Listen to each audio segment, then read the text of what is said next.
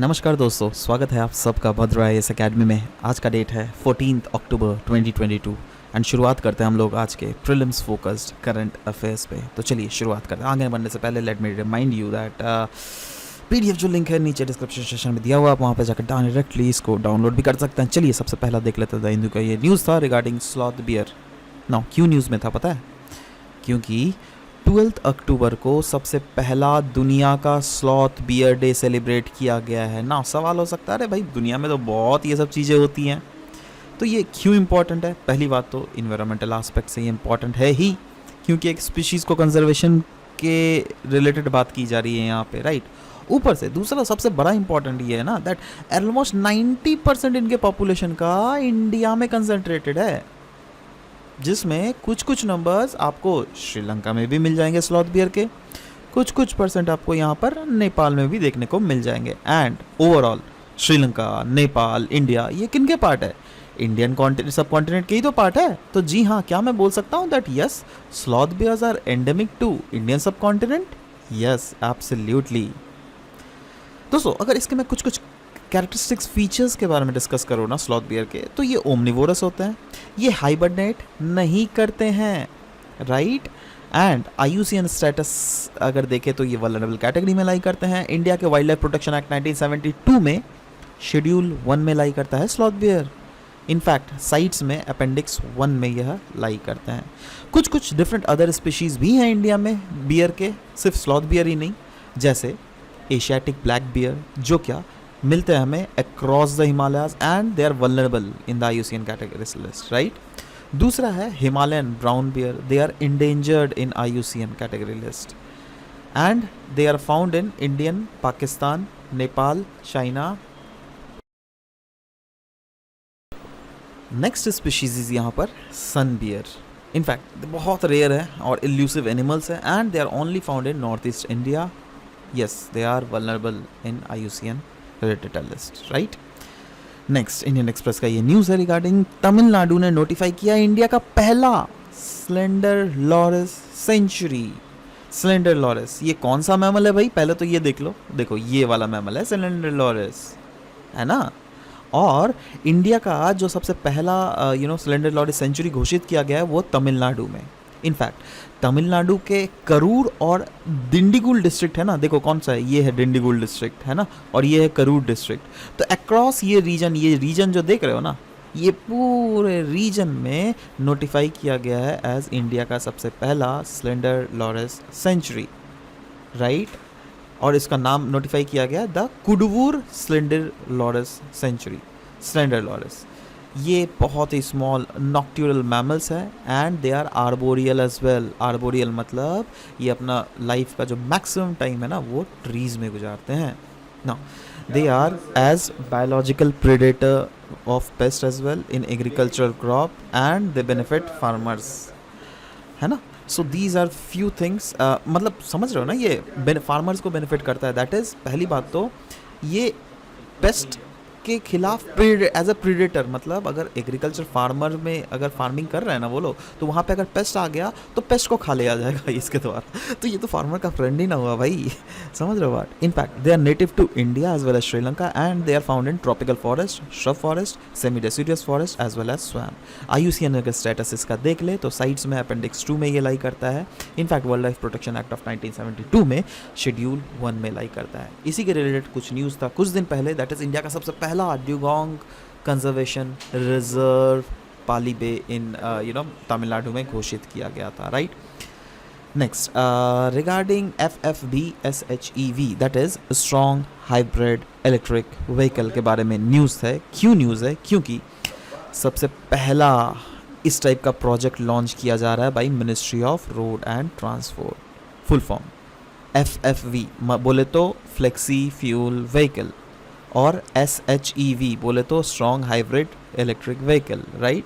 Now ये इस type के व्हीकल है ना जो पेट्रोल में तो चल ही सकते हैं, बट अभी जो आने वाले समय में बोले जा रहा है ना पेट्रोल और इथेनॉल का मिक्सचर से जो इंजन चल सकता है, तो वो क्या हुआ, पेट्रोल इथेनॉल वाला मिक्सचर उससे भी चल सकता है। दैट इज़ अगर ये पूरा हाइब्रिड व्हीकल देख लीजिएगा ना, that is flexi fuel vehicle, strong hybrid electric vehicle, तो यह वैसे भी चल सकता, अगर आप 100% पेट्रोल अगर इसमें डाल रहे हैं तो भी चल सकता है, पेट्रोल प्लस इथेनॉल या फिर मिथेनॉल डाल रहे हैं तो भी चल सकता है, और इलेक्ट्रिक से भी चल सकता है। भाई ये तो बहुत बल्ले बल्ले वाला ऑफर है ना।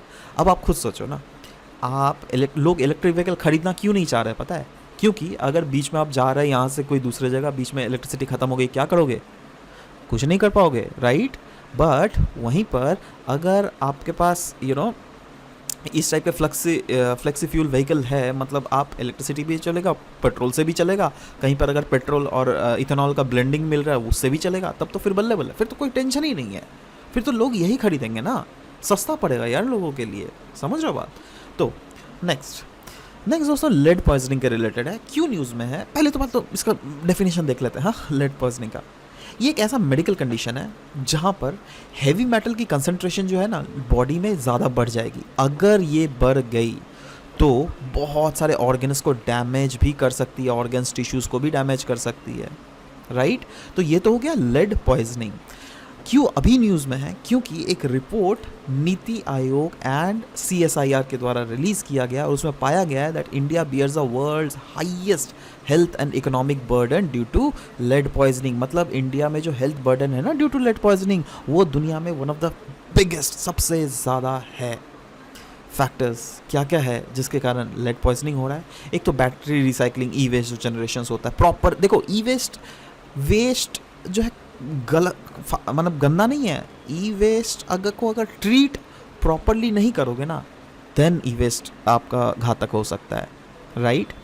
Next, occupational sources such as lead mining, smelting, soldering, automobile reparatory. तो these are also few of the factors जो क्या कॉन्ट्रीब्यूट कर रहे हैं टू लेड पॉइजनिंग।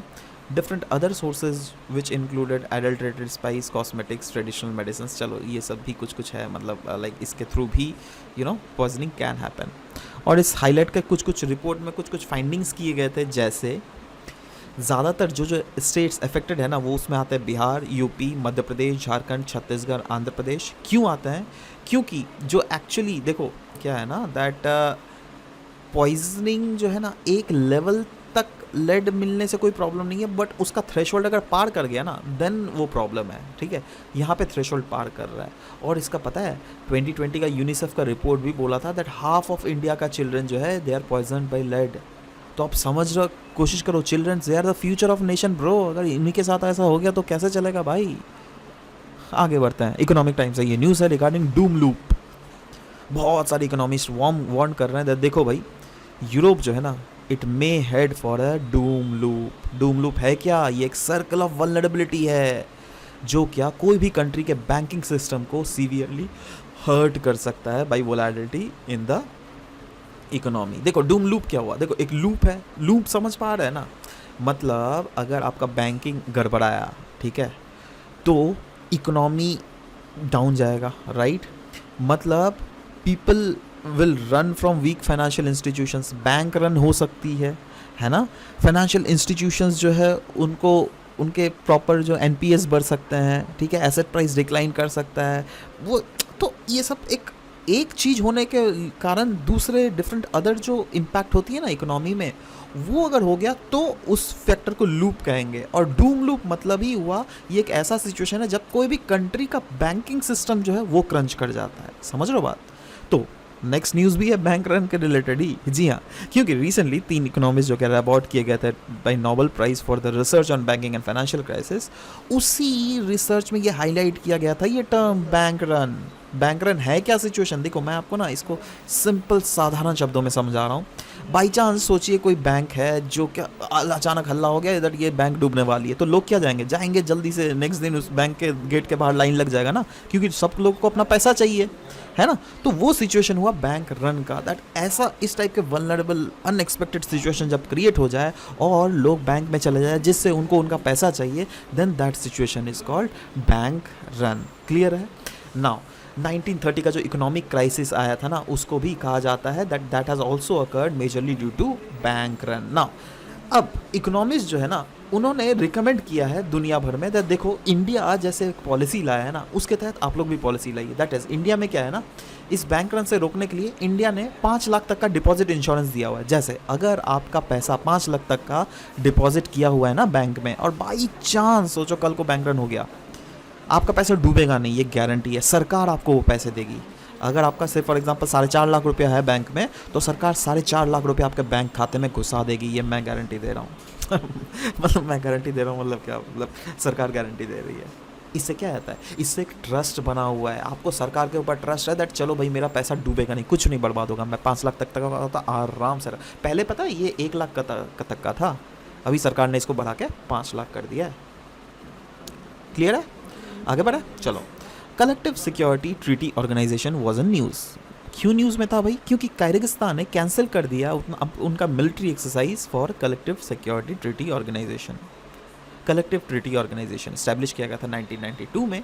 ये एक इंटर गवर्नमेंटल मिलिट्री अलायंस है यूरेशिया में, जो क्या कंसिस्ट करता है ऑफ 6 पोस्ट सोवियत नेशंस, जिसमें Armenia, Belarus, Kazakhstan, Kyrgyzstan, Russia और ताजिकिस्तान मिलके आती है। और they often do you know many sort of exercises like military exercises, और it's also one of them, right. Next आगे बढ़ते हैं। इंडियन एक्सप्रेस का ही न्यूज़ है रिगार्डिंग IMF का लेटेस्ट वर्ल्ड इकोनॉमी रिपोर्ट। ना देखो, अब IMF ने जो वर्ल्ड इकोनॉमी का जो रिपोर्ट लाया गया है रिगार्डिंग वर्ल्ड इकोनॉमिक आउटलुक, इसमें बोला गया है दैट आने वाले समय में दुनिया की जो इकोनॉमी है ना, ये वर्स्ट फेज से गुजरने वाली है।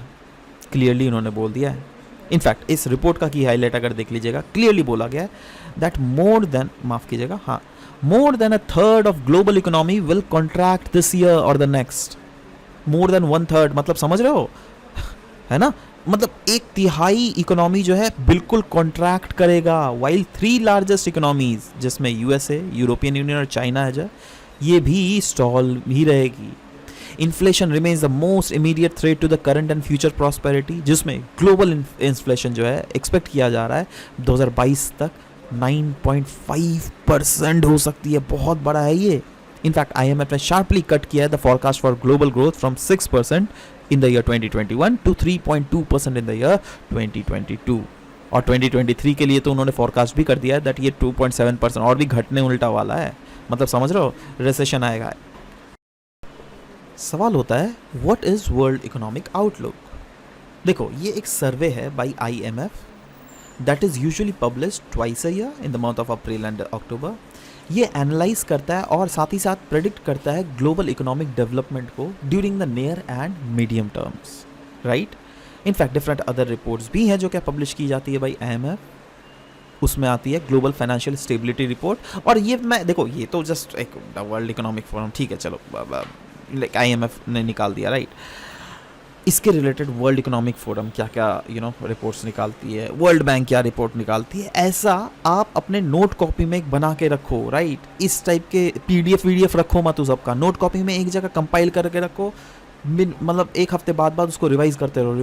जितना रिवाइज करोगे उतना दिमाग में घुसेगा। बार बार बता रहा हूँ आप लोगों को। चलो MCQs देख लेते हैं। कल जो MCQ पूछा गया था ना, दैट इनमें से कौन सा कंसिडर किया जाता है एज अ नवायाना बुद्धिज्म। जी हाँ, followers of new Buddhism which was promoted by doctor BR Ambedkar. That was the correct answer of it, right. आज का क्वेश्चन देख लेते हैं। Which among the following statement about slender loris is और are incorrect. They are arboreal mammals, सबसे पहला statement. Mammals है, माफ करना, मैमल्स, ठीक है, MAMMALs। They are native to India and Sri Lanka. They are biological predator of pest in agriculture crop and benefit farmers. India's first slender loris sanctuary is opened at Andhra Pradesh. तो नीचे आप comment section में बिल्कुल लिखिएगा that कौन सा सही है। देखिए कितना रिमाइंड कर पाते हो आप, that is remains to be tested, right. So yeah, this was all about the discussion for today's class guys. Will meet in next class. Till then bye bye, take care, thank you for listening to the whole video. Thank you very much.